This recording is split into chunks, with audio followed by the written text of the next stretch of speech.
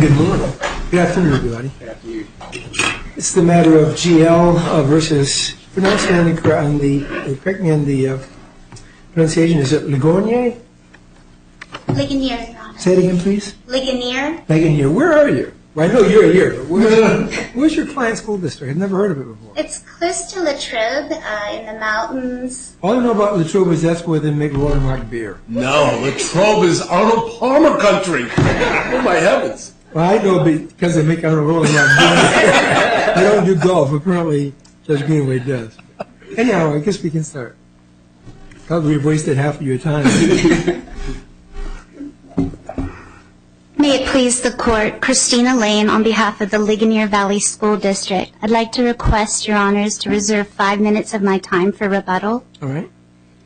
The issue before you today is the proper statutory interpretation and application of two provisions of IDEA. Yeah, we know the issue. Help me understand how the statute, how the language of the statute supports your argument, and if it doesn't, and we can get to legislative history because it's ambiguous, what is it in the legislative history that would support your argument?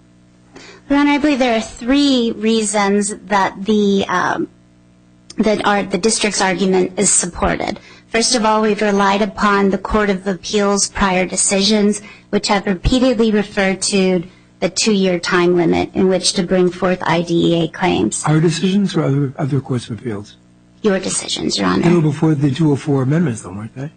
No, Your Honor. The case of DK versus Abington School District. And in DK, we said that the parties conceded the application of the statute of limitations, so we never really got to it. And I'm not even sure we discussed I'll just abbreviate it by saying F, the F subsection provision that interplays with the B subsection here. I'm not even sure we discussed it there or in Bernardsville.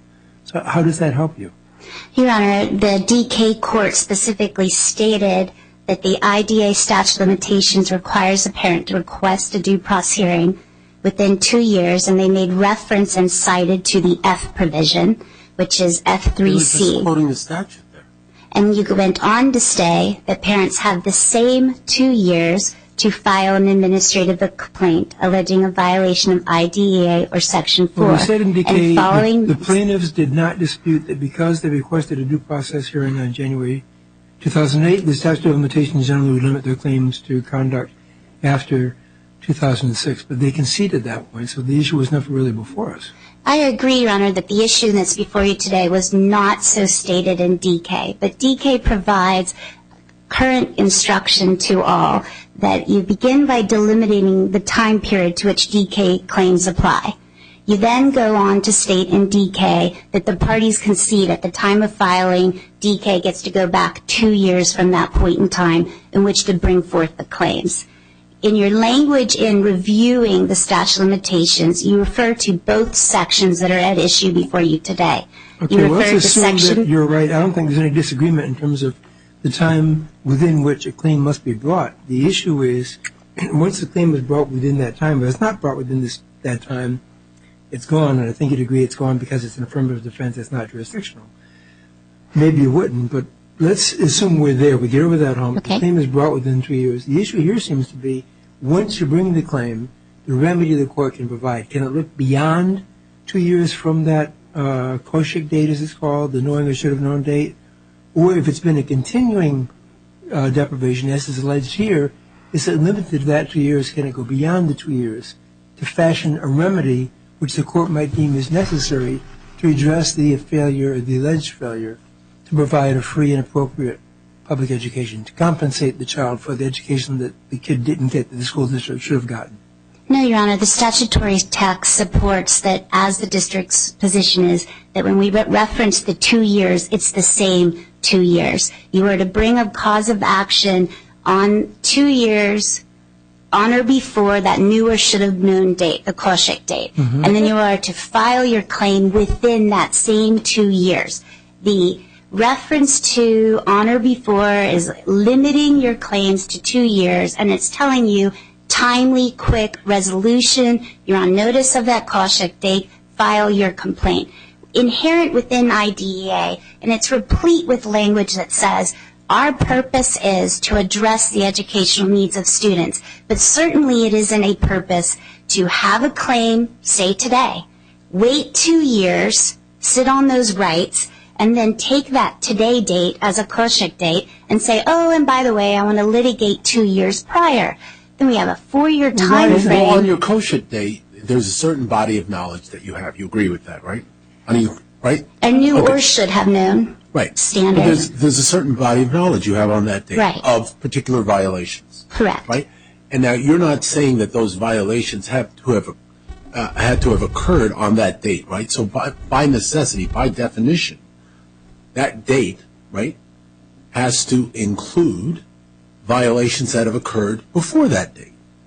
You agree with that, right? I do, and I believe. So if this date, how do you pronounce the acronym?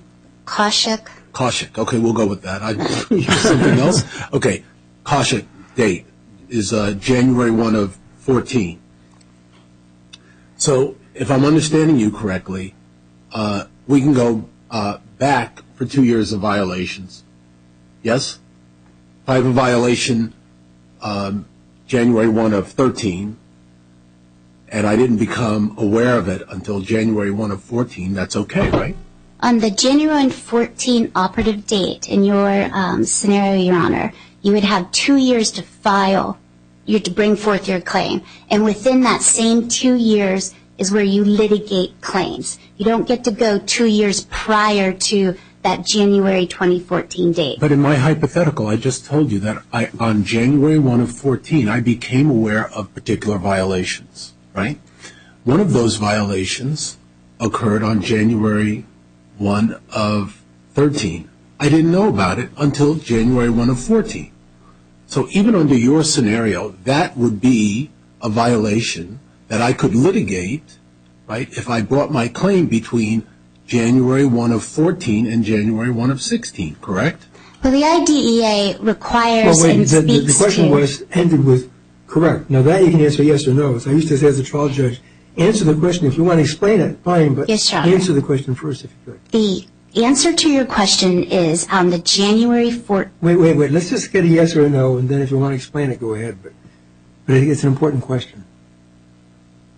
Are you limited only to the, as I understand the hypothetical, are you limited only to that which occurred on January 1st of 2013, or can you go back further than 2013 in that scenario? Your Honor, the only reason why I'm struggling with answering your question because it all depends upon when you file. So if your date is, if you're aware this date is as you've presented January 1st, 2014, okay, and you act on that date, you can go 2 years back, and it would encompass that January. I will give you a fact to help you. Okay. Be careful, warning here. This may not help you. I recognize that. I'll go over it quickly again. Your Koshik date is January 1 of 14, yes. Right? Okay. On that date, you become aware of particular violations. One of the violations you've become aware of occurred on January 1 of 13. Is it correct that I may now litigate at any time from the Koshik date forward until January 1 of 16? No. Okay. What's the last date that I can litigate? What I've just become aware of on January 1 of 14. If you decide to wait on your rights and file 2 years from that date, you would have from that 14 time frame to the 16 to litigate. But you have to understand that... That's what I just asked you that and you said no. You asked if you could go prior to the 13 dates, and I said no. I didn't say that. Here's what I said, okay? The Koshik date is January 1 of 14. What I knew or should have known on that date is a violation that occurred on January 1 of 13, right? Mm-hmm. Under your interpretation, may I now litigate what I learned on January 1 of 14 for 2 years at any time? I could do it on day 1, day 360, day 450, etc., between January 1 of 14 and January 1 of 16. Is that correct? Yes. Okay. So that you would have to understand that if your complaint involves a provision within the IEP and you learn of it on that January 1, 14 date, you now have a knowledge date or an awareness date. And you decide to bring forth immediately your complaint for due process, you would have from that 2 years back. Okay, now, But here's an additional fact, okay? On January 1 of 14, I become aware of 2 violations. One that occurred on January 1 of 13 and one that occurred on January 1 of 11. Right? So the one on January 1 of 11 is obviously 3 years removed from the Koshik date, right? Okay? Now, Are they related? are they related? You mean, is it a continuing violation? Let's assume for the moment that they're not. Okay? May I likewise litigate both what I learned on the 14th, that's a January 1 of 13 violation, as well as the January 1 of 11 violation. May I litigate that anytime between January 1 of 14 and January 1 of 16? no, Your Honor. The 2011 would be time barred. Why may I not litigate the 2011 if I learn of it on January 1 of 14? If at the time of due process, the issue was presented that there was a dispute as to that Koshik date, the knowledge date. In this particular situation, there wasn't a dispute. The district... In my hypothetical, there's no dispute Okay. that January 1 of 14 is the Koshik date about the January 1 of 11 violation. There's no dispute. Then under the scenario of awareness, you would have 2 years to bring forth that claim from that January 1st, 2014 date. But it does not, the statute does not operate to suggest that there's a claim accrual, find out about it, sit and wait, figure out what you want to do for 2 years, and then seek redress to equal 4 years. I get your theory. I just want to know whether I could, having found out about the 11 violation on January 1 of 14, whether I can bring it any time between January 1 of 14 and January 1 of 16. And if I've understood your response, the answer is yes, I may. The January 2011 claim, depending factually what that issue is, the argument be when they knew or should have known. They know. And I you're just saying told you that there's no it's the dispute that 14th. we knew or should have known on January 1 of 14. And the only scenario I could see operating in that situation is if there was a child who did not receive services who was newly evaluated, or there was a new evaluation that It doesn't came out matter if with a you new can't dispute. conceive of a hypothetical. The question is whether under the rubric that you're trying to put to us, that you want us to adopt, that would be permissible. And if I've understood you correctly, the answer is yes, it would be permissible. Is that right? Is that what you're saying? Only if the new or should have known date was established and that we weren't using that file, like the filing happened not 2 years later, very close in time, so that the window is pretty much the same. That we're not looking at as we are here, where we have a filing date, or an action and wait 2 years, and then a request to say to the court, oh no, by the way, we get to go 2 years back. The way I'd like the hypothetical to work is I'd like it to inform what we have to do here, but I need an answer to the hypothetical, and I feel like in the last minute you've tried to retract. In our case, the Cushik date was the filing date. There was no argument presented as to no, we need another date. So the district came in and said, the filing date in 2012, you're going to go back 2 years. In this particular case, we were in 2012 for filing, and the child, the student, had left the district in March of 2010. So by going back to that 2-year time frame as the district presented, there was only a 3-month window of liability. Well, The think about hearing that. Does officer, that make sorry. sense? Look at the implication in terms of the school's obligation to provide a compensatory education for the child. The child left, the timing works out that I think there are 2 years altogether involved here from the time with this meeting with the principal, and then the letter was sent, I think, a year later, informing the parents that the child was failing. The child ends up leaving the school. So if your scenario is right, for a 2-year, arguably a 2-year deprivation of education, the parents are entitled to 3 months of relief. Do you think Congress intended that result? Yes, Your Honor. Well, I have to say yes, but it's a stupid question. I don't. Ms. There Lane, you well are. done. I set myself up for that.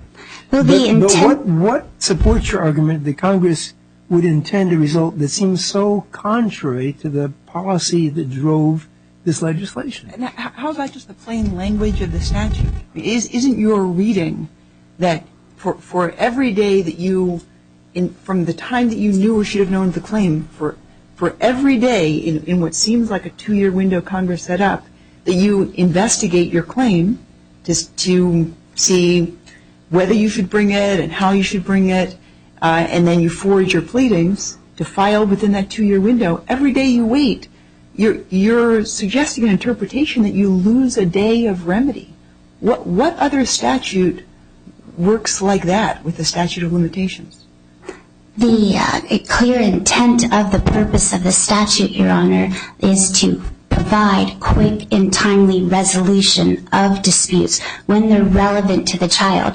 This isn't a tort-like monetary damages statute. We're talking about providing educational services that may have been denied to a child when they're relevant. So by That's the waiting point, it seems to me. That is exactly the point. It's not car runs, red light runs into me on date X in a certain year. At that point, I know I've been injured. Whatever happens to me is going to be traced directly to that day. It happens once it's over. That's very different from a situation where there's an obligation, a continuing obligation to provide an appropriate education to a child. And every year, and I'm not saying this is what happened here, that's not the issue, of course. Every year the child is denied an appropriate IEP for whatever reason. Something is not put in there or something is in there that wasn't provided. For every year the child is denied an appropriate IEP, there is the violation on the part of the school district to do that which the law requires of them, provide an education to the child. So why shouldn't the remedy be commensurate with the violation, with the deprivation? It's not like you're remedying me for the broken leg that happened when this guy runs the red light and smashes into me and it's over. You can take a snapshot in time and that's the entire insult, the bodily insult. Here you can't really do that. There's a continuing violation, and if the purpose of the law is to compensate that, I don't know how the law can be read in a manner that eliminates a big chunk of time. Here, 75-80% of the time, the violation was occurring, and yet that would be the result of your interpretation. And I cut off Judge Krause. I'm sorry. That's okay. I'm just struggling to see where in the language of the statute, where does it mention remedy at all, or any limitation on the remedy. And when we look at the legislative history, you cite on page 22 of your brief the Senate report that says, in essence, where the issue giving rise to the claim is more than 2 years old and not ongoing, the claim is barred. Where the conduct or services at issue are ongoing to the previous 2 years, the claim for compensatory education services may be made on the basis of the most recent conduct or services. You ended the quote there, and the quote actually continues to say, in discussing the claim for compensatory education services may be made, it goes on to say on the basis of the conduct or services that were more than 2 years old at the time of due process or the private placement.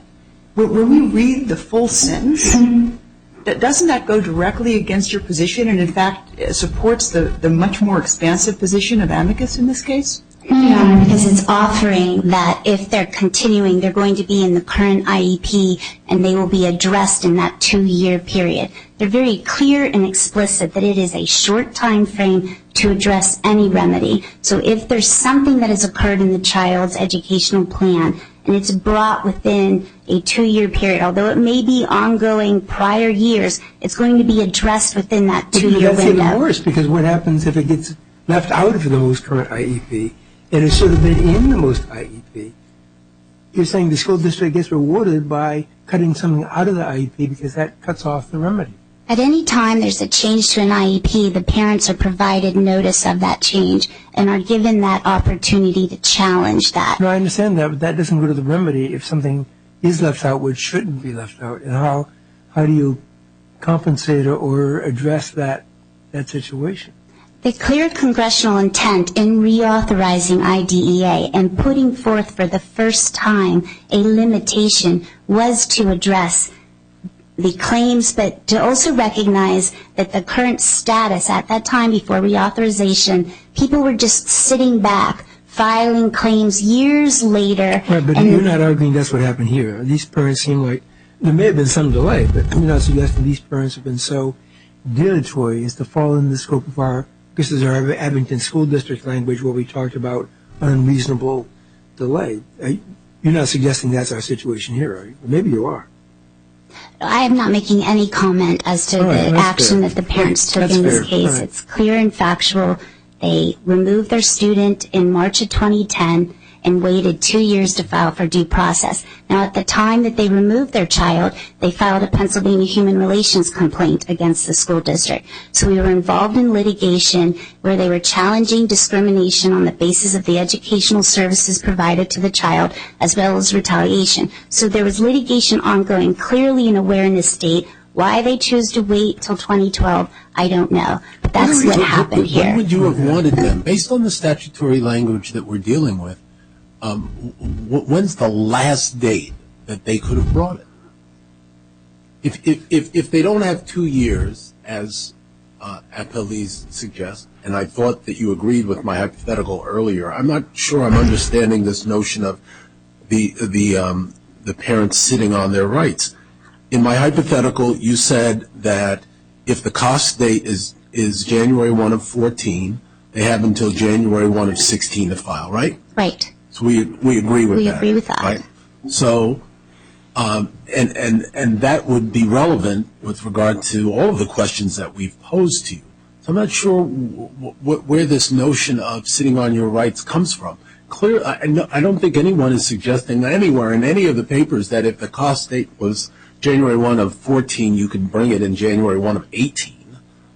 We're talking about whether you have a 2-year period, and you agree with that. Right. And you agree that if on the cost date, what I've learned of goes back in time, 1 year or 2 years or 3 years, I may bring it within that January 1, 14 time frame till January 1 of 16, correct? No, Your Honor. The way I see the statute is that the two provisions are the same 2-year period. They both reference a knowledge date. They both say to the parents, you can bring a complaint that has issues that have occurred, knew or should have known that date, 2 years, and you have 2 years to file. It's the same 2-year period. That can't possibly be right. I mean, metaphysically, it can't be right? Because if I've just understood what you've said, I couldn't bring anything before January 1 of 14. Unless what you mean is it's the same 2-year period, and both of them are meant to be forward-looking 2-year statutes of limitations. Isn't that what the legislative history suggests, that both the House and the Senate here had in mind a traditional statute of limitations so that people didn't sit, parents were not sitting on their rights. They were actually bringing a claim within 2 years of a new or should have known date. Why isn't, to the extent they are the same, isn't that what the legislative history tells us was really intended here? For quick resolution of claims, and that the new or should have known date, the accrual language, is built into the same provisions. The 2-year filing window accepts that there's an accrual of claims and there's right now you need to act on them. The confusing point, and I apologize, Judge Greenway, is for my reference, the time frame to file. You can sit and wait 2 years, but that really shouldn't happen. Most parents, when they know of something, they are filing due process immediately from that knowledge date. And we don't have a lag period as we do in this case. So I'm always... But Congress said it could happen. That's what a 2-year statute of limitations means.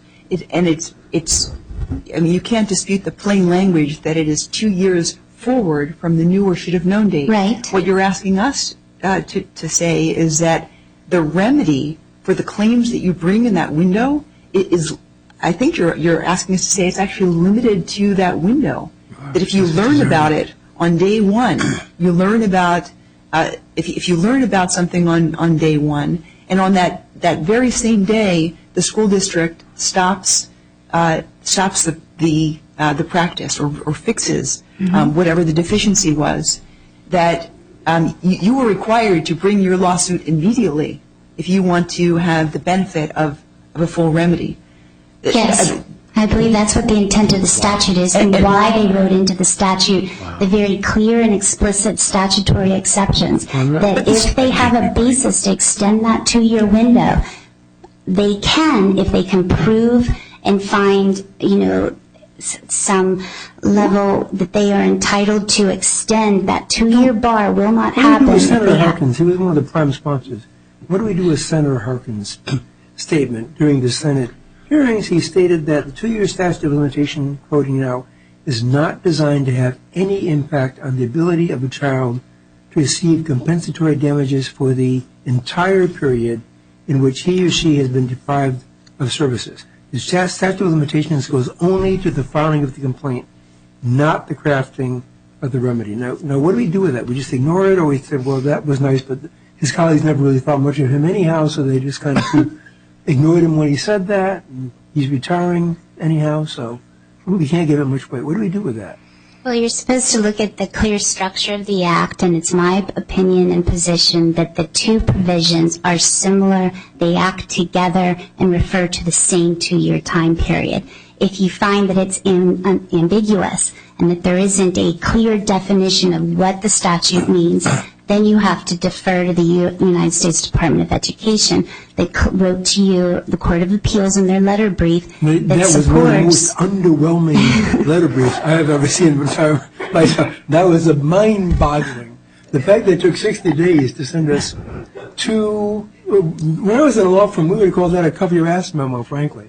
I agree that they somewhat left the decision to basically say to you, Court of Appeals, figure it out, but it is our position that it's the same. They referred to the two periods as being the same 2-year period, that they wrote the regulations and commented to questions on that, and they have yet to have this issue brought forward to them from any other. And they're continuing to think about it. That's what they basically say. I agree great with question. that. We're continuing to think about that. It may be the same, but if it's the same and we defer to that, doesn't that same simply mean that Section B is, in essence, a drafting error? You're asking us to read B out of the statute and take the language of no more than 2 years before the should have known date to ignore that language. So you're reading out of the statute one way, but reading them the same, since we have very clear traditional statute of limitations language in C, and our court has already addressed that and held it as a traditional statute of limitations. If we're going to say they're the same, and in that sense defer to the Department of Education, then don't we need to say that what we have here is simply a forward-looking traditional 2-year statute of limitations from a new or should have known date, and if you file within that time frame, then you are compensated going back as far as the injury goes back, not limited to 2 years. If it's continuing. If it's continuing, not limited except to the extent of however long that ongoing injury took place. This Court has already rejected the proposition that there are a continuing violations theory to extend the filing window or extension of claim accrual. At each time you've referred to the 2-year limit, you've referred to barring claims, which significantly speaks as well to the remedy. If you can't bring a claim forward, you're barred from the remedy to address that claim. The B6 provision, I do not agree that I'm writing that out of the statute. If you look at the structure of the statute, it starts in the procedural safeguards. That provision starts out with what the procedures are required. And it starts to say that the states and local agencies must provide notice of these procedures. And then it goes on through the Act, and it then gets into, okay, once you have all this notice provision, these are what are required.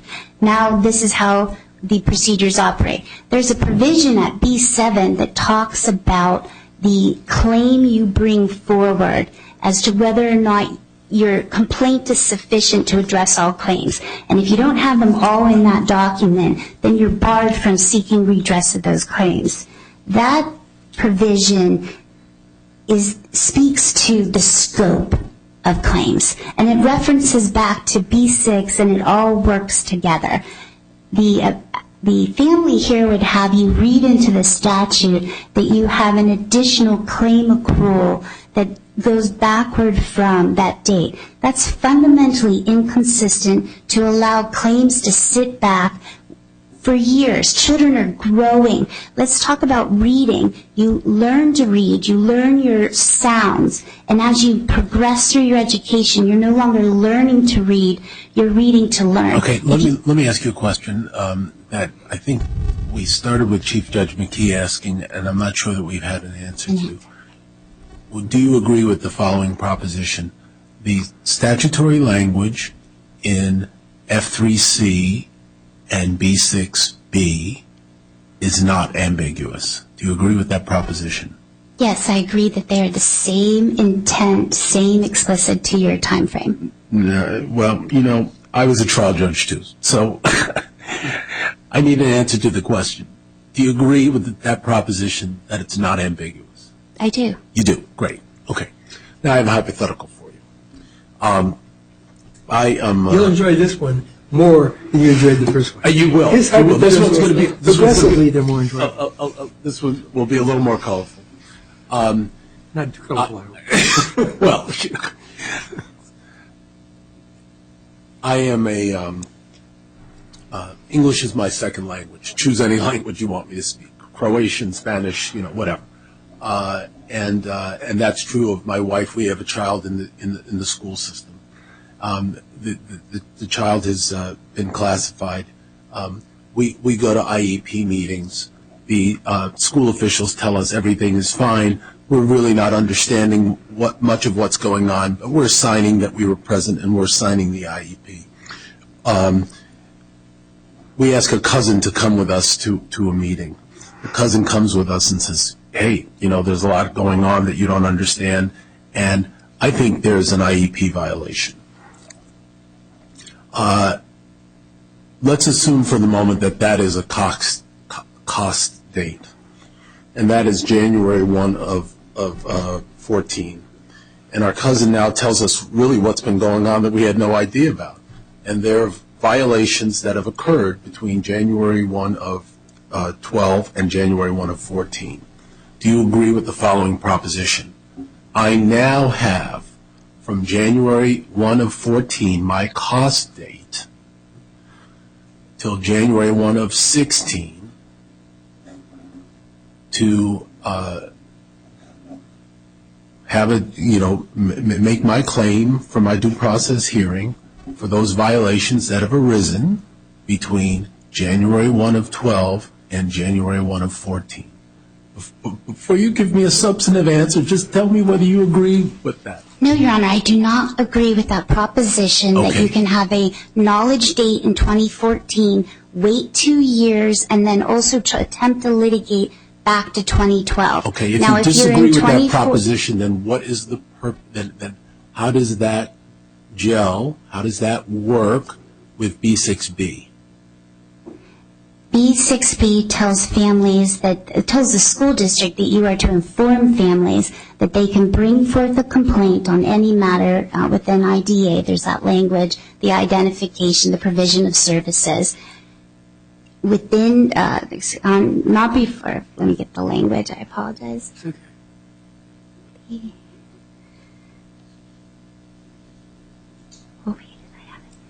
I think it's an alleged violation that occurred not more than 2 years before that date the parent or public agency knew or should have known. Okay. And so can you speak to what before means in that context? Not more than before 2 years from that date is the language, as you've assisted me, Judge Krause, in the B6 provision. Not more than 2 years. Before the knew or should have known date. Right. So it's limiting. It's telling us we limit it to that 2-year period. The F3C says within that 2-year period. So we're talking about the same 2-year period. There isn't a claim accrual built into B6 that says you can have this knowledge date and we're going to let you go back 2 years and then use F3C to operate as and you can sit and wait 2 years. Now, if you act on that knowledge date within a year, it's going to take you back within that window to encompass those claims. You'll go from 15, 14 to 13. I have violations from January 1 of 12 to January 1 of 14. Which ones may I act on? If you file in 15, you can act on till 13. If we're using that filing date, which in operation is usually what occurs. So your position is that it's always moving. That how far I may go back is always moving. Yes. As I move forward. There's no violation argument. So if you wait to the end of the 2-year period in subsection C. Right. If you wait So you wait until December of 2016. No, right? 15 in my hypothetical. Okay, 15. Right. So you wait to the last day, to January 1st of 2016 to file your complaint. Your position is that although you have timely filed your complaint, you have no remedy whatsoever. for claims predating the January 1, 2014. Correct. As long as and as we've typically used, is that filing date as the new or should have known date. There is an opportunity for litigants to say, no, we believe it's earlier. But that would mean that under that scenario that even if it's necessary, in order to address the violation which occurred within the two-year window, in order to fully compensate that, you've got to look to what happened before that 2 years. That's just tough. You can't do that because the 2-year window has expired and you're limited to that very last act. Say it occurred on the last day of the 2-year window. That's all you can focus in on, which would seem like a meaningless remedy because the whole thing that was happening to the kid didn't happen in the course of one day. It happened maybe over the course of 1 year or 2 years or 3 years. But you're saying, well, that's tough, parents. Because you waited until the last day, the only thing you can do is be compensated for whatever happened on that last day, whatever 2 times 265 is, like 780, whatever that multiplication is. That's all you can be compensated for. Unless they were able to meet the statutory And exceptions. Those 2 exceptions kick in. Okay. Yes, well, Your Honor. We did save 5 minutes, and we let you go over quite a bit, and we'll Yes. let Mr. Thank Gallery you. and Ms. Valverde have some extra time, too, if they need it. Good afternoon, Your Honor. Good afternoon. My name is Charles Jelly. Here in the court with me today is GL, his mom and his dad. Judge Greenway, I'd like to address your hypothetical. Before you do, I just need to be clear. From reading your brief, it seemed to me you're arguing basically what the district court found, and that is that the remedy we're looking for is basically a 2+2 rule, that you've got 2 years to file. Once you file, you can go back 2 years from that known date that you're accrued, as opposed to arguing what I thought you were arguing, but I'm not so sure, that no, you've got 2 years to file, but if you need to in order to fully compensate the parents and the student, you need to go back beyond the 2 years. If it's a continuing violation, and that's what we have here, you can do that. You're not cut off for 2 years. So you're arguing the latter is. Your Honor, I don't need to go back more than 2 years because GL was only in the district for 9th grade until March of his 7th grade. So I'm talking about a school year and almost 3/4 of another school year. Okay, so you're only making that argument based upon the facts here, not your interpretation of the statute. I would submit to the court that if GL had been there longer, I would be reaching back farther. Okay, all right, that's what I was trying to make clear. But what I couldn't convince the hearing officer of was that F3C is the statute of limitations. The hearing officer found, this on page 62 of the record, that March 9th, 2010 was my knew or should have known date. The hearing officer then calculated forward 2 years and said, you're here on time. He then switched when he went to the B6B analysis and said, wait a minute, I'm going to use your filing date rather than the new or should have known date. That's where I got off track. Okay. That's where he limited me in accepting the district's argument to that 3-month window. That's why we waited till the end of the hearing, got to Judge Hornak, and then had to come back, and now we're here. We've always contended, and the record will show that the district never put forth any argument about what my new or should have known date was. The remedy is different than the filing date.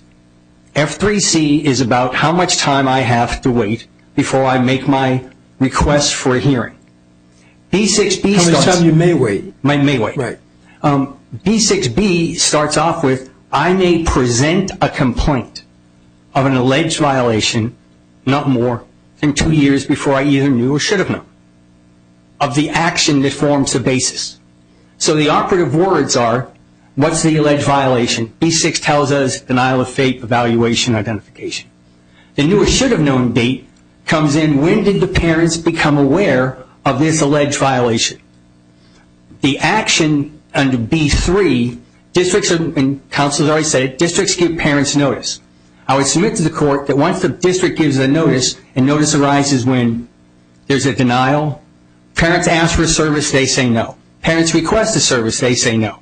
Districts are to provide prior written notice, and that prior written notice comes to us under C1 of the statute. If the district doesn't provide prior written notice, and I present my complaint, the district is required to file a response using the same information that it would have given me in the prior written notice, and that's in the statute in C2A. So that action is identified by the district's response. I get to go back 2 years from when I knew or should have known, in a minimum. And these provisions are separate. They're not the amalgam that a district would submit to you. They serve different purposes. In order for us to affirm, we don't have to determine the question of whether you could go back further than 2 years, correct? You're right, Your Honor. Okay. So, I mean, I hear that in the background, but that's really not an issue that we need to reach today. And under these facts, you don't have to. The practical reality is what the districts are doing is they're using F3C as a cap on the appropriate relief provision.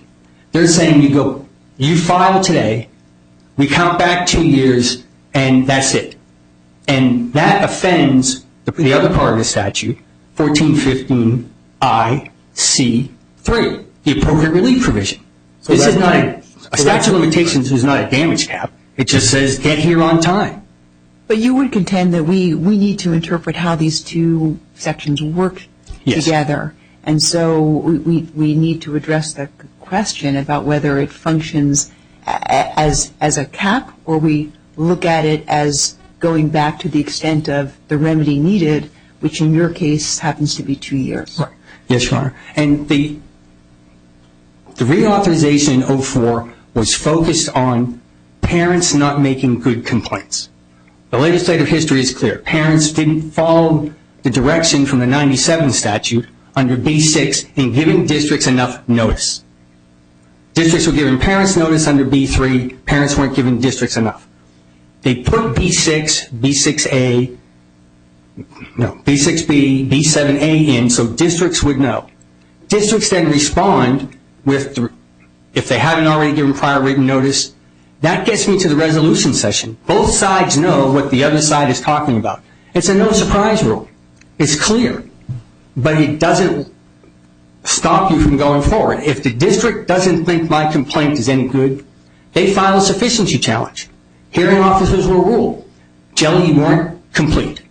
Start over. And if I have to start over and amend based on that, the timeline starts over in terms of resolution session. I file, I get the 15 days, I have 30 days to complete resolution, and then we may request a due process hearing. That language is being lost in the district's argument. Judge Greenway, in your hypothetical, if you go by the filing... Which one, the first one or the second one? Well, this is the second one. I like the second one better, too. The concept of the moving date, if we go with the moving date, F3C means nothing. Absolutely. It wipes it out. If you go with the filing, if you don't go back as the language is clear in the statute, we make B6B superfluous. So one of them has to go under the district's argument, and that's contrary to the canons of construction. They should be read together, especially an amendment of a statute that's trying to solve a problem. Every word, every phrase, every clause. So that's why I was concerned with whether or not it's a continuing problem, because if there are 2 or 3 isolated situations, I don't know how that would happen. It'd have to be outside the IEP context, I guess. But if I could imagine a situation where there were 2 or 3 or 4 isolated situations where a child was denied an appropriate education, maybe there's something in the IEP and calling for remedial reading, the remedial teacher just didn't show up. But it would seem as though when you have a continuing violation, I just don't know how you address. I mean, the child on the last day of the filing period is in the condition that he or she is in because of the totality of what happened or what didn't happen but should have happened leading up to that last day. And I don't know how you remedy something on the last day without looking how would we get here? What did the school district not do that put us in this situation in order to compensate the parents and the child? I don't know how you do that. Judge McKee, you're talking about the appropriate relief provision. What is the scope of the harm? We have 2 theories of how you calculate that in Pennsylvania. One is under MC and Ridgewood, where you look at the hours lost and we give the child back the hours. The other is an emerging theory under Reed. It's a D.C. District of Columbia case. It's a qualitative approach. That's based on your theory of damages and how you calculate the metric for compensatory education. But that gets a little bit aside from it. It seems to, in those cases you mentioned, Ridgeway and other case, again, as I mentioned, was linked prior to the amendments in 2004. But if we're looking at the hours vis-a-vis the injury or the quality, it seems to me the hours are a proxy for the quality. I don't think that's a different test. They might use different language, and we didn't, but other courts may have looked at it differently. But the hours, there's an assumption when you look at the hours that the hours equate with quality, which is clearly not necessarily true. That's absolutely correct, Your Honor. And sometimes it takes longer to learn. If I was a young child, I could have maybe done it in 100 hours. Now that I'm an older child, it's going to take 200 hours or 300 hours because we have to go back and scrape away all those learning calluses. And the court this is not about limiting remedies. This is about a pleading requirement under B6B. I make a complaint, I present it, it includes certain elements. Our complaint was not challenged for sufficiency. We didn't have a resolution session because we both knew what we were fighting about. My complaint, I asked for more than 2,000 hours of compensatory education. In Pennsylvania, a high school student goes to school for 990 hours. I was at the limit because that's where we were. He was a sophomore. I wanted freshman year and I wanted a sophomore year. We were trying to make the child whole by using the hours. We left in March. We left in March because we acquired 2 identified new disabilities as a product of being in the district. It goes right to what you were talking about, Judge McKee. Something happens, there's a new diagnosis, and now that's not going to get addressed. He should not have to suffer that type of a loss. If we are inclined not to cap the remedy or to limit it to day 1 of the 2-year period, but to look back to try to compensate as the legislative history and policy seem to indicate, it seems like we have a couple of choices. One presented by amicus suggests that as long as within the 2-year window leading up to that knew or should have known date, there's some continuation of the violation into that window, yes, that you then get full compensation.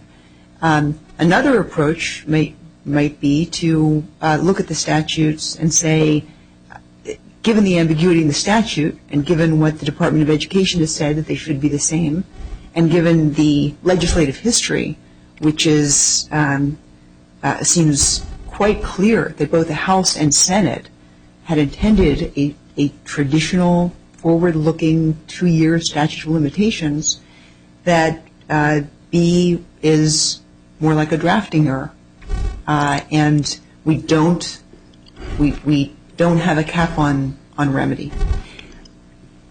Between those two, I'd like to get your views on the following. In what Amicus has suggested, in that reading, which at least gives some meaning to subsection B still, if you have a situation where you file, say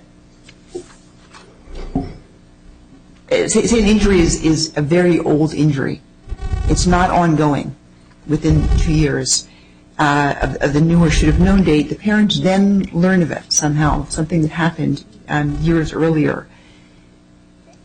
That would then be barred, right? Because it was not coming up. You couldn't allege something that continued into that 2-year period. Your Honor, first, B6B is not a drafting error. B6B was the compromise. House Resolution 1350 had the language that Ms. Lane is arguing to the court. There was an arbitration provision that said you go back 1 year from the date you filed. That was taken out. This 1350 was the House resolution. 1350 went to the Senate. The Senate took 1350 and incorporated it in with 1248. That was the Senate version. That then went back to the conference committee. When that went to the House, when the filing date was taken out and B6B and B6 were modified in B7, the House voted 397 to 3. It goes to the Senate. The Senate votes, it's like 90 to 3. It's a very overwhelming vote.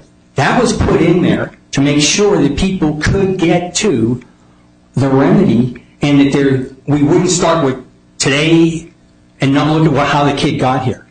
We have to know the history of how the child was harmed. Perhaps I'm not following, because the House bill, as I understand it, was also initially a 1 year, but Yes. it was also a traditional statute of limitations. I mean, statute of limitations, you can take an injury or a new or should have known date, and you can look forward. Yes, Your Honor. And say you must file within 2 years. Yes, Your right? Honor. Or you can take it from the filing date and say you must file within 1 year or 2 years of the injury or new or should have known date. The House and Senate, their versions were just the mirror image of that. The House was looking back from a filing date, and the Senate was looking forward from a new or should have known date, and then they tried to reconcile those, right? Yes, Your Honor. And So the that doesn't- reconciliation was that the emphasis was placed because the House was focused on complaints because the parents weren't telling districts enough of what the alleged violation was. So B6B was to say, tell me what it is, tell me where it is, tell me how long it is, tell me where it started, so I can go back and assemble a group of people and get the history of how this child got there. So it was focused on trying to make parents plead better, to put districts on notice, to make the resolution session meaningful. I mean, F3C says you may request a hearing. You don't have to get a hearing because hopefully we get a resolution. The focus was on this resolution because the Congress was also focused on mediation, avoiding hearings. So you think the right interpretation of the statute is one that requires an allegation that the violation have continued into a 2-year window before a new or should have known date? Yes. And if you can't do that, if there's a violation that occurred 3 years earlier and you learn of it, the new or should have known date is 3 years later, there's simply no remedy. No, Your Honor, I would have to, the harm that happened, if the child didn't get a service, and now 3 years later we find out the child didn't get the service, that child's progress could not have been meaningful because they would have been denied the opportunity to benefit from that service. That harm would always continue. I don't see an isolated harm. I know the hypothetical is built around an isolated one-time occurrence. If it was the teacher didn't show up one day and I missed my speech class, I would think that doesn't impact on meaningful educational benefit. But if the teacher went on some type of a leave, the parent never knew and never found out that the child wasn't getting the services, that progress would have been impacted every year. I believe there will always be a continuing violation going to the harm the child has suffered. And that's what B6B was about. But the violation, it's a denial of faith that we're looking at, right? Well, It's not just an impact from a violation that I mean, the ongoing violation, as I thought I understood your argument, involves some denial of faith, not simply the consequences to the child of, a discrete violation, a discrete denial in a given year. I mean, true, those consequences might follow, but are you suggesting that would be an ongoing violation under the IDEA? Your Honor, depending on how the child's didn't progress, that could open it up. The hypotheticals are great, but they don't give us enough of information about if it was reading. If the child missed reading, we know you have to read all the time.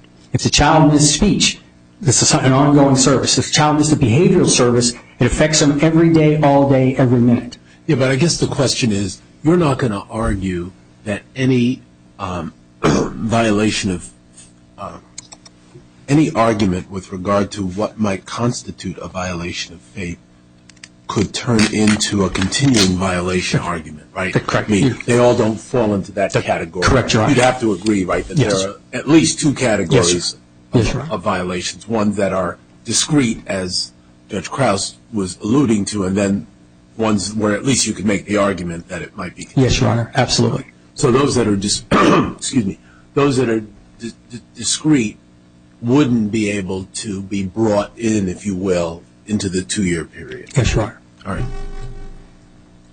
Thank you, Mr. Jelly. I also want to commend, it doesn't have anything to do with your legal argument or whether you're going to win or lose, but I want to commend you on introducing your client. For 20 years I've sat here and seen lawyers come into court. We could tell the clients were in the courtroom. In fact, usually the first thing we do when we leave the bench is, you think that was the client? And it just seems to me as a matter of basic courtesy to clients and to the bench to recognize the client. And I wish more lawyers would do it, both in civil and criminal cases. We've had criminal cases where we think the client was in the courtroom. We waste too much time trying to figure out, is that the guy who's out on parole right now or not? But it's just, again, when I do teach class, I always mention that. I want to commend you for doing it.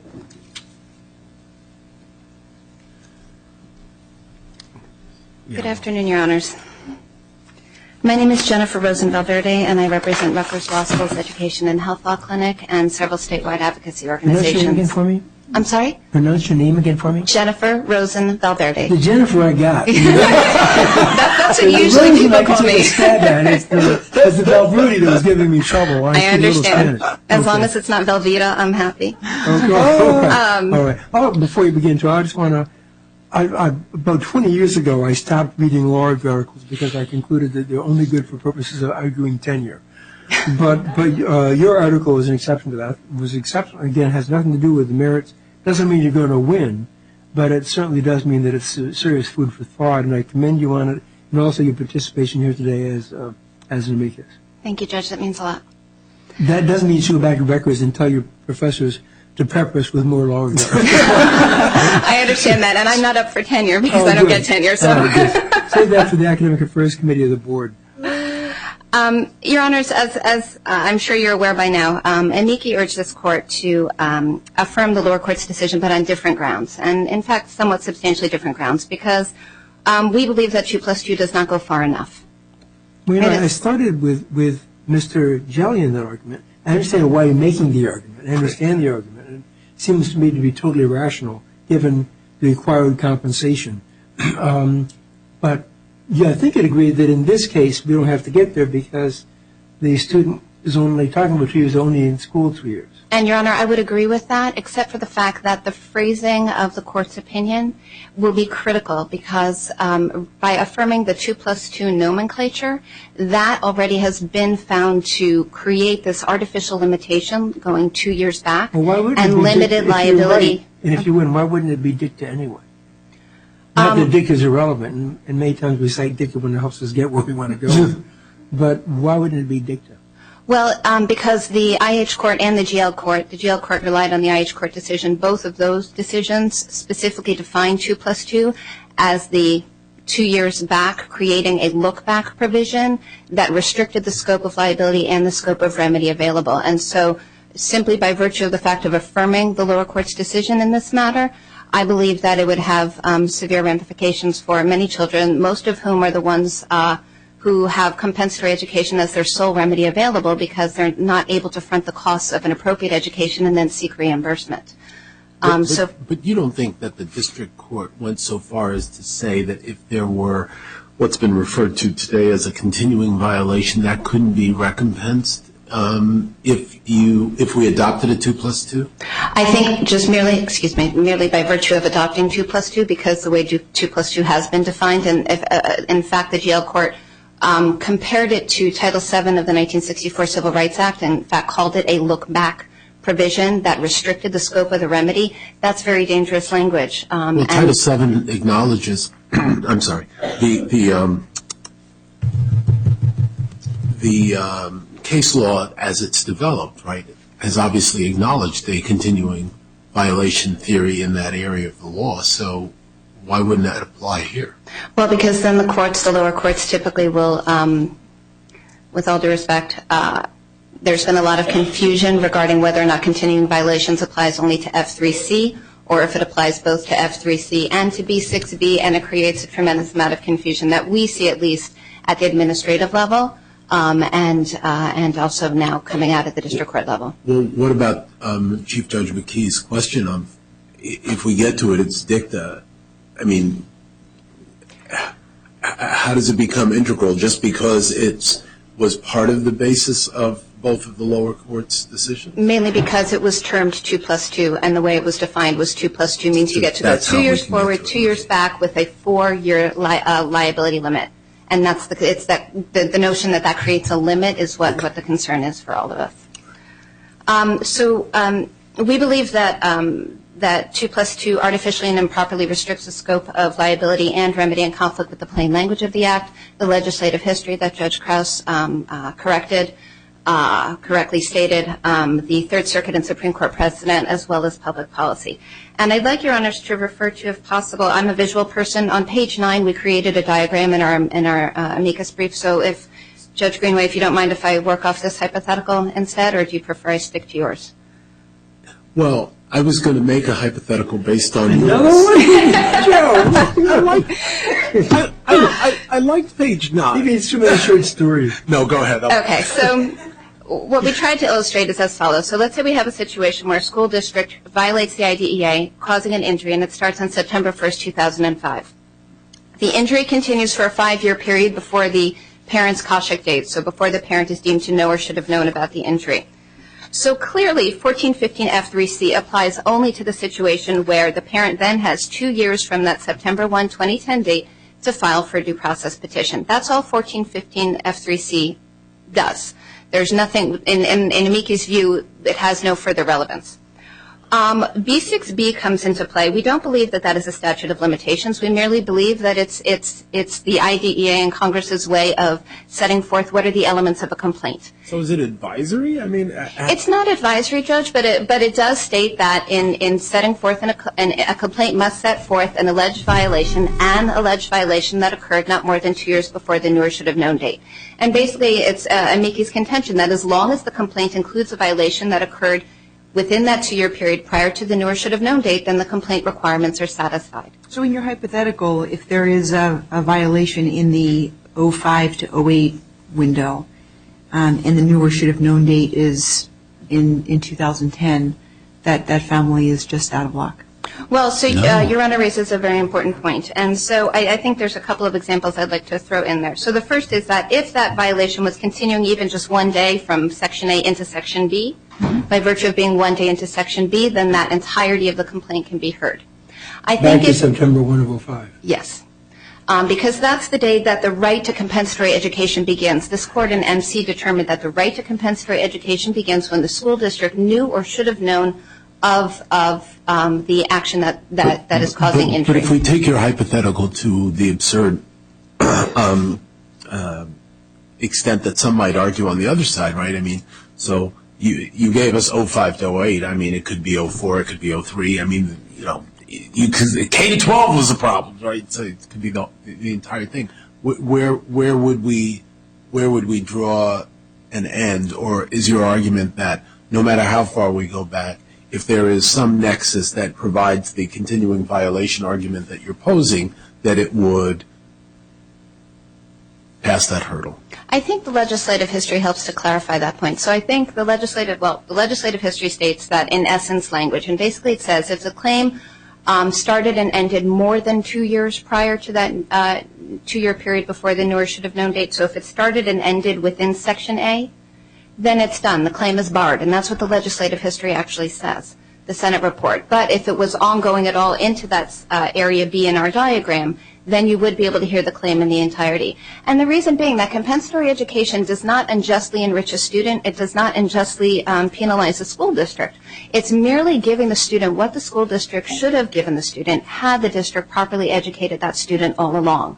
So if it means that we have to now go back 6 years, like the case in Ridgewood or whatnot, and that was the period of deprivation, the period of injury, then giving that student back what the district should have done requires that remedy be awarded in its entirety. Where in the legislative history does it state that a violation that takes place 2 years, more than 2 years before a knew or should have known date, it has no remedy available? Well, in the Senate report, which is quoted in amicus brief at 22 and also in appellant's brief at 20 and 21, the language states, it starts off stating that the statute of limitations is not intended to alter the principle under idea that children may receive compensatory education service. Slow down. Sorry. Are you using your quote, or are you using your text? I'm using the text of it's from the On page 22. On page 22, yes. Right. Are you So using on page the 22, the quote, that was the lead-in to that paragraph. My apologies, Judge. So it states, in essence, where the issue giving rise to the claim is more than 2 years old and not ongoing, the claim is barred. And so by that's how amici have understood that if the issue gave rise to a claim that was more than 2 years old, so more than 2 years. But the 2 years, this is the Senate report. Yes. So this is the report that is looking at the filing date. So doesn't this mean, in the context of the filing date, that it's really where it's not ongoing, as to the 2 years before the filing of the complaint? How does this suggest that you're going back 2 years before the knew or should have known date, if we keep in mind that the Senate is using the filing date, it's the House that is looking at it from the other direction? I see your point, Your Honor. There was no legislative history for the B6B provision.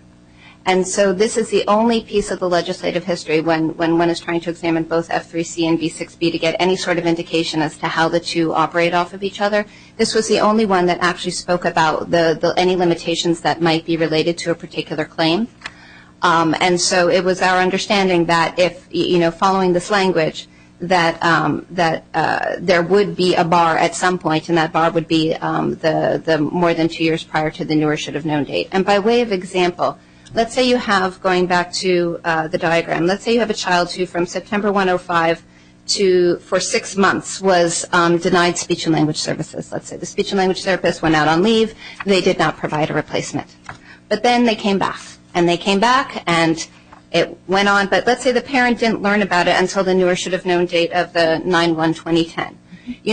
We do believe that likely Congress intended there to be some limit at some point, because to litigate a 6-month claim that happened 5 years ago that the parent only learned about now, that was time limited in scope, where the district has done everything else post that time correctly, that claim, trying to think of the idea that claims do become stale, and we're trying to be cognizant of that's not a claim that then could state a violation that occurred within the 2-year period prior to the knew or should have known date. And so our view is that as long as a claim is timely filed, so within the 2 years of the knew or should have known date in accordance with F3C, and it states a violation that occurred within the 2-year period prior to the knew or should have known date, then the claim can go on for as long as possible. I want to talk about a slight permutation of that to see if I understand. So, 1 second, so I have it in front of me. Okay, if I am in A, my continuing violation has to work its way into B, or does it have to work its way to 9 my cost date? No, it certainly does not have to work its way to the new or should have known date. All it has to do is work its way into the 2-year period prior to the new or should have known date into B. So even just one day into B, that would make that claim. It would satisfy the elements of B6B. We tried to give meaning to the language of B6B. We tried not to think of it as a drafting error, and so we looked at it with that in mind. And based on that, we believe that in accordance with the plain language of the Act, it's clear that as long as a violation is stated that occurred within that 2-year period prior to the new or should have known date, then the complaint requirements are satisfied.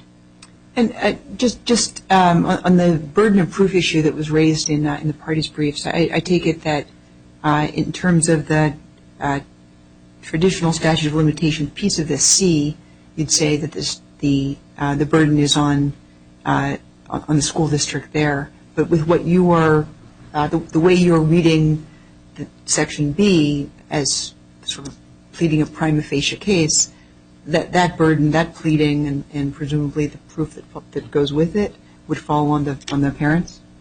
Well, so if, I believe that the burden of proof would fall on the filing party in that instance, and so because we're talking about the parent here, then it would be the parents, unless, of course, we're in New Jersey where we state that the burden of proof, according to state law, is actually always on the school district, and so then perhaps we might have a different say if we were dealing at the administrative level. I would just like to add, with Your Honor's permission, I think that the public policy connotations here are also incredibly important. Specifically, we know that many children who are affected by such a limit have the greatest need for special education services, and 2/3 of students who receive special education are in fact live in households that earn at $50,000 annually or below, and 1/2 of those earn at the federal poverty level or below. And these are the families who do rely disproportionately on compensatory education as a remedy. And Your Honor, Justice Greenaway recognized the importance of this concern in SH versus Lower Merion School District. And so we urge the court to consider the fact that, any artificial limitations on the scope of liability or available remedy, such as 2+2, and certainly such as what is being proposed by the school district here, reduces the chances of low-income children, in particular with disabilities, to perform commensurate with their non-disabled peers and their wealthier peers when the IDEA is violated for lengthy periods of time. And so just in conclusion, while we recognize, of course, that this is somewhat outside the scope, at the very least we would urge this court to please carefully craft the language of the opinion should this court be affirming the lower court. And it's our belief that simply by looking at the plain language of the Act, in this case GL filed within appropriate timelines according to F3C, the complaint stated a violation that occurred within the 2-year period in accordance with B6B prior to the new or should have known date. And on those grounds alone, we believe that the lower court's decision could be affirmed, but we just very much caution against continued use of that 2+2 language because of the fact that it can be vastly misinterpreted to the detriment of so many children. Thank you. Thank you, Professor. Ms. Lynn, you reserve some time?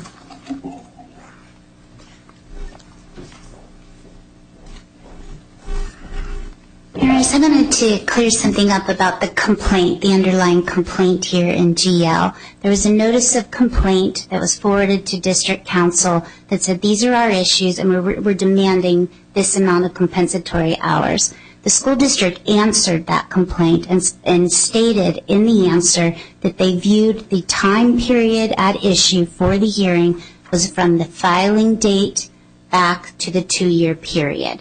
So we did answer to Mr. Jelly that what we considered the scope of claims and what would be at issue during that hearing.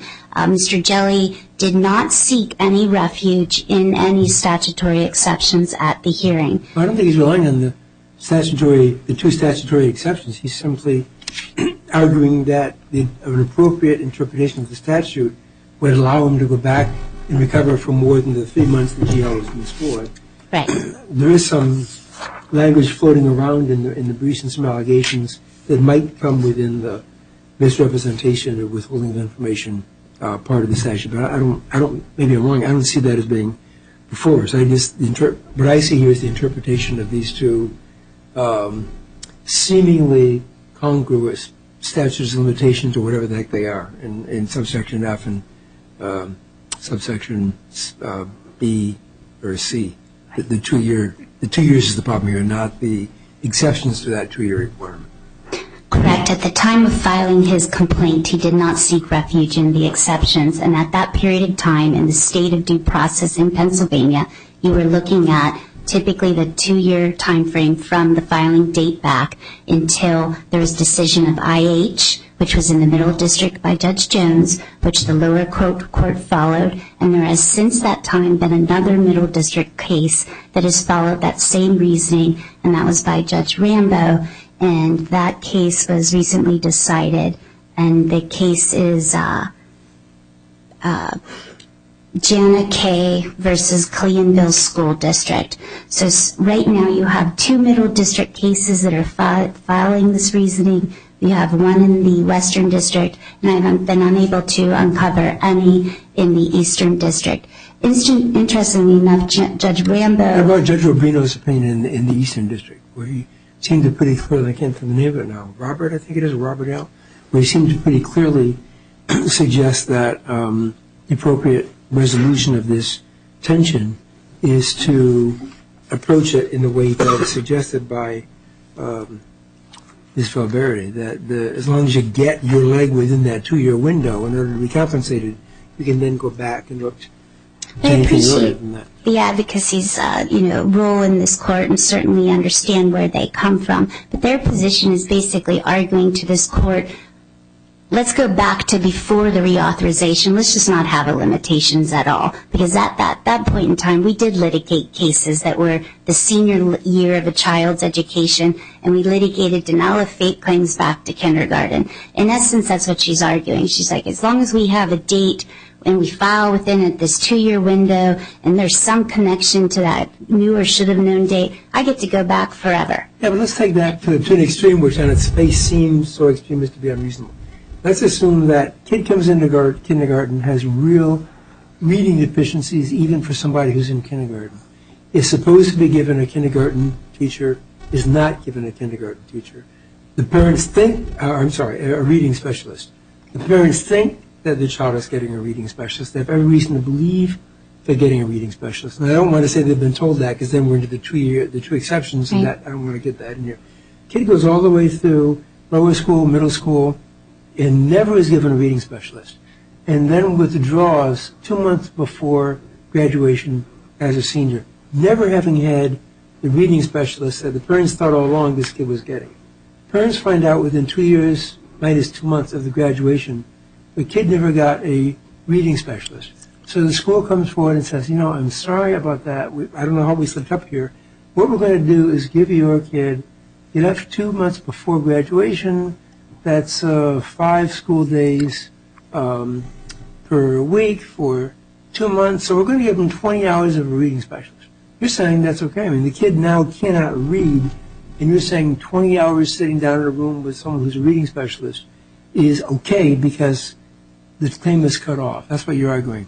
Whereas they're arguing that you've got to look at how you remedy the situation. The remedy of the situation is the kid never, ever was taught to read from day one, and the only way you can address that, now that you're within the window, is to somehow, and I'm not sure in my scenario it can be done, somehow compensate this kid with the kind of support that he or she would need to be put in a position where they would be able to read as a high school senior.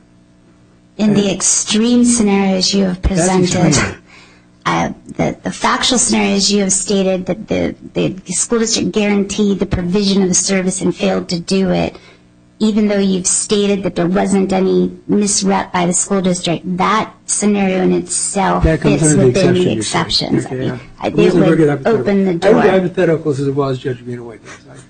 I gave you an escape hatch with mine. I didn't intend to toss to you. I appreciate your time. My time is up. Thank you. Sorry, you said it's some district court cases. I'd just like to hear your thoughts because another circuit, the 11th Circuit, has addressed this in the Draper decision. Yes. With language that mirrors is almost identical to language that we used in the MC case.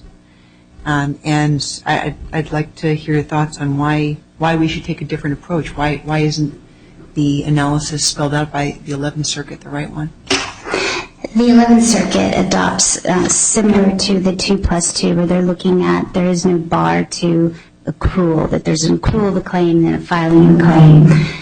This court in the NC decision, which spoke to compensatory education, that's prior to reauthorization. So it's our position that the language within that did not address what you have before you today, because now we have a clear bar to claims. The circuit court has heard DK, wherein you refer to the 2-year time frame. Although the parties conceded, you took that time frame back from filing date. You had the case of PP versus Westchester in 2009. You state that Congress expressed an interest in promptly resolving disputes as evidenced by this passage of the statute of limitations. And then you have Stephen I, which is a 3rd Circuit decision in 2010, and you state that they broke new ground by providing a 2-year statute of limitations where previously there had been none. And in that decision, the language refers to barring any claim accrued prior to 2 years from the filing date. And that's the district's position that the two provisions, B6B and F3C, refer to the same 2-year time period, and within that language of both, inherent is the accrual. And the accrual of those claims claim and come remedy, forward. then. In the way you're arguing it, you're equating a claim with a remedy. In your mind, basically it's the same thing. And you may be right about that, but that's the way you're looking at it. In this situation, in IDEA, every year an IEP is written, drafted with the participation of parents, and they're given notice of that provision, along with progress monitoring. So if a claim as to that IEP is barred, so is the remedy, is my position. Okay. Thank you. Thank you. Thank Counsel for a very helpful argument. I don't believe either of you, at least you haven't heard before me before, I don't think. But arguments were very, very helpful. I want to thank you for your arguments and also for the amicus argument, Professor. Thank you.